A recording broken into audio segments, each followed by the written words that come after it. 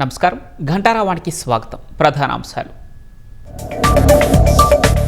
వియత్నాంలో పర్యాటకుల బోటు బోల్తా, బాధితుల్లో భారతీయులు 15 మంది మృతి చెందినట్లు సమాచారం.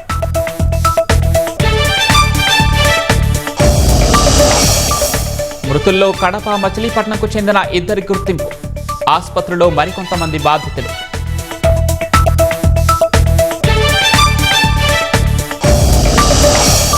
భూముల స్వాధీనంతో బ్రాహ్మణి స్టీల్స్ దోపిడీ కథ ముగియలేదన్న సీఎం.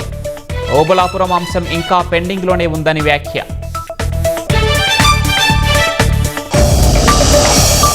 వాకా నౌక ద్వారా భారత్ న్యూజిలాండ్ కొత్త ప్రయాణం, ఇరు దేశాల సహకారంతో అద్భుతంగా సాగుతుందన్న ప్రధాని.